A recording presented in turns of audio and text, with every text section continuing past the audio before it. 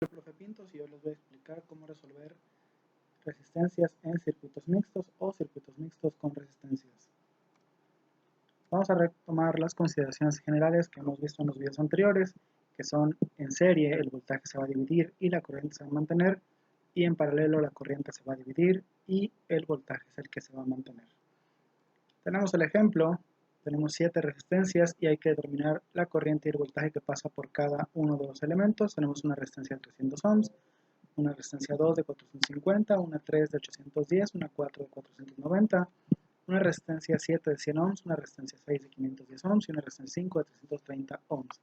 Si podemos observar, ahí tenemos diferentes arreglos de serie paralelo y pues vamos a resolverlo.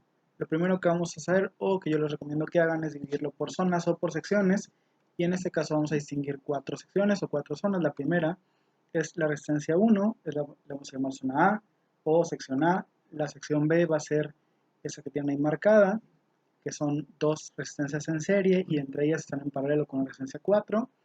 Luego la sección C va a ser la que está únicamente formada por la resistencia 7 y la sección D va a ser la que es un paralelo de las resistencias 5 y 6. Vamos a anotar en una tablita, ya saben todo lo que ya tenemos, todos los valores que ya conocemos, que son en este caso el valor de cada una de las resistencias y el valor del voltaje. Posteriormente vamos a resolver las zonas que no están conformadas por un único elemento. En este caso la más sencilla es la zona D, que son 2 elementos en paralelo. Lo hacemos como ya conocemos. Vamos a calcular la resistencia equivalente, que es 1 entre la resistencia D, que vamos a llamar, es igual a 1 entre 330, que es el primer valor, más 1 entre 510, que es el valor de la resistencia 6. Con eso nos da una resistencia D de 200.35 ohms. Posteriormente resolvemos la sección B, en donde tenemos 2 resistencias en serie y a la vez esas están en paralelo con la resistencia 4. Primero vamos a resolver la serie, la resistencia 2 más la resistencia 3, serían 1260 ohms, vamos a llamarle RB1 o R23 como ustedes quieran, y ese valor de 1260 lo vamos a tomar para calcular el paralelo con la resistencia 4 y nos queda una resistencia B de 352.8 ohms.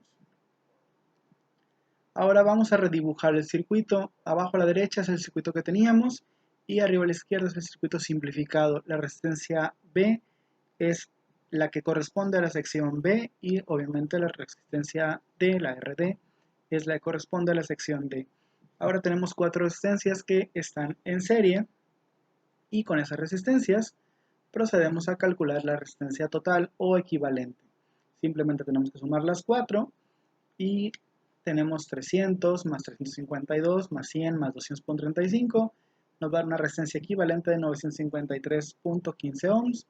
Si sacamos la corriente equivalente, que es voltaje entre resistencia, vamos a tener 0.0047 amperes o lo que es lo mismo 4.72 amperes. Ya que ya tenemos eso, vamos a anotarlo en nuestra tablita, resistencia equivalente hasta el final, 953, y corriente equivalente total hasta abajo, lo puse en miliamperes para que sea más fácil escribirlo, 4.72 miliamperes. Ahora, recordemos que en serie la corriente se mantiene y en paralelo es el voltaje el que se va a mantener. Dicho esto, vamos a calcular entonces el voltaje que pasa por cada uno de esos 4 elementos, que son el elemento 1, el elemento 7, el elemento B y el elemento D.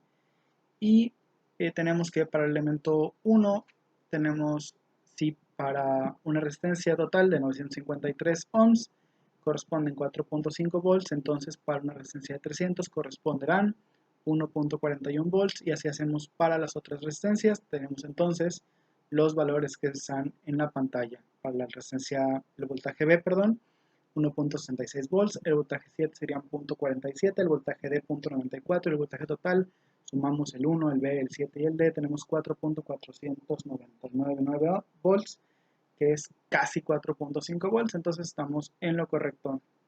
Ahora ustedes observan, el voltaje 1 y el voltaje 7 corresponden efectivamente a las resistencias que están mostradas. El de la sección B y el de la sección D los vamos a analizar más adelante. Entonces, como ya tenemos el voltaje 1 y el voltaje 7, pues los anotamos en la tablita y además con la consideración de que en voltaje la corriente en serie, la corriente es la que se va a mantener. Entonces la corriente que ya conocemos la vamos a anotar en las resistencias 1 y 7. De tal forma que la corriente va a ser la misma. Si queremos calcularlo, bueno, calculamos entonces corriente es voltaje entre resistencia y nos va a quedar o nos tiene que dar exactamente lo mismo. Ahora vamos a analizar las secciones B y D. Primero vamos a anotar lo que ya teníamos, que son los voltajes en B y en D, que son 1.66 y 0.94 respectivamente, y vamos a observar que a la sección o a la zona D entran 0.94 volts. Recordamos que en paralelo el voltaje se va a mantener, por lo tanto ese voltaje corresponde a la resistencia 5 y a la resistencia 6. Ahora que ya tenemos el voltaje, pues podemos calcular la corriente. Asimismo, vamos a notar que en la sección B van a entrar 1.66 volts. Esos 1.66 volts entran por la línea de arriba y por la línea de abajo. Entonces, por la línea de abajo solo hay una resistencia, por lo tanto el voltaje corresponde con esa resistencia, pero en la línea de arriba no. En la línea de arriba tenemos dos resistencias en serie, por lo tanto ese voltaje de 1.66 se va a dividir entre las resistencias 2 y 3. Bueno, vamos a analizar entonces lo que pasa por acá. Decíamos que son 1.66 volts que entran a 2 y 3. 2 y 3 nos suman 1260 ohms. Y si hacemos la regla de 3 que veíamos hace rato, si para 1260 corresponden 1.66 volts, entonces para 450 corresponderán 0.59 volts, y lo mismo para la resistencia 3, que es de 810, corresponderían 1.07 volts. Si sumamos el voltaje 2 y el voltaje 3, nos tiene que dar 1.66 volts, tal como en la entrada. Entonces, ya que tenemos eso, anotamos el valor del voltaje para la resistencia 2 y el valor del voltaje para la resistencia 3. Ahora, si se fijan, ya tenemos casi llena nuestra tabla, tenemos todos los voltajes, tenemos por ahí también algunas corrientes, y vamos entonces con la ley de Ohm a calcular la corriente, que es voltaje entre resistencia. De esa forma, vamos entonces a calcular la corriente 2, 3, 4, 5 y 6, y hacemos resistencia con el voltaje entre resistencia en realidad, y nos va a quedar la corriente en amperes, lo multiplicamos por 1000 y nos queda en miliamperes. Entonces para la corriente 2 tenemos 1.32, para la corriente 3 tenemos 1.32 también, para la corriente 4 tenemos 3.39, para la corriente 5 tenemos 2.86 y la corriente 6 tenemos 1.85 miliamperes. Anotamos entonces los datos en nuestra tabla y ya está finalizado el ejercicio. Ahora vamos a hacer una pequeña comprobación de una de las secciones, que es en la sección D. La sección D era un paralelo y teníamos que la corriente 5 en la resistencia 5 entraban 2.86 de acuerdo a nuestros cálculos, y la corriente 6 que pasa por la resistencia 6 tenemos 1.85 miliamperes de acuerdo a nuestros cálculos. Si nosotros sumamos la corriente 5 y la corriente 6 nos queda 4.72 miliamperes. Recordemos que en paralelo la corriente es la que se va a dividir, y en esta sección entraban originalmente precisamente 4.72 miliamperes que correspondían con la corriente que pasa por el circuito. Por lo tanto, podemos observar que nuestro ejercicio está correcto. Pues eso es todo. Muchas gracias por su atención. Si les gustó el video, no olviden darle like. Hasta la próxima.